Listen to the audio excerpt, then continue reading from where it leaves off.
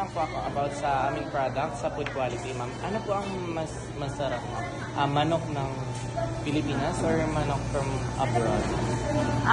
Kung sa akin lang, kasi alam ko talaga yung may Jollibee din sa UAE, sa abroad. Aparte sa Muslim country, may Jollibee yan. So, ang alam ko, yung Jollibee dito at saka doon, parehas lang yung lasa eh. Oo, sa totoo lang. Pero pag tinanong mo ako sa Chicken Joy at saka Chicken Joy, malaki lang yung Chicken Joy. Pero ang lasa talaga, mas masarap talaga Jollibee. Number 1 talaga, in whole world, ang pinakamasarap Jollibee. Sa totoo lang. Alam mo yun kasi yung maninira lang yan, sinisiraan lang nila yan kasi ang sa kanila hindi masyado eh.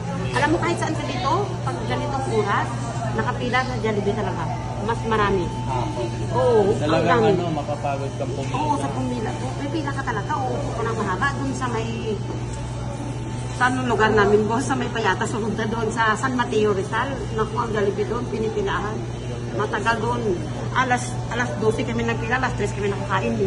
Hindi, sa totoo lang. Oo. Pag pinapili ako ng Chicken Joy at saka chicken ng Jollibee, chicken ng Jollibee, kahit mahal, pero ang lasa, oo, masarap. Kahit maliit siya. Iba naman yung chicken na parang mura nga. Kasi mura nga yun eh. 100 yun. Binase lang yung quality niya dun sa halal. Oo. Hindi sabihin nila kung mas masarap yung ganito. Hindi. Sa quality yan. Sa paggawa yan. Di ba? Kung kayo paggawa kayo ng ganun kalaki na. Gagawa kayo ng ganun kalaki na Chicken Joy. Ibenta nyo ng 100 dito. Di matatalo kayo, di ba? Kasi yung timpla, diba sa inyo, mas marami kayong chicken.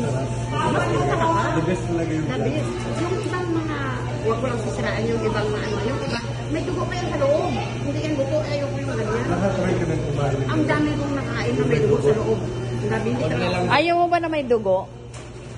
Gusto mo daw yung may dugo? Hindi, ayaw ko yung may dugo. Ayaw ko.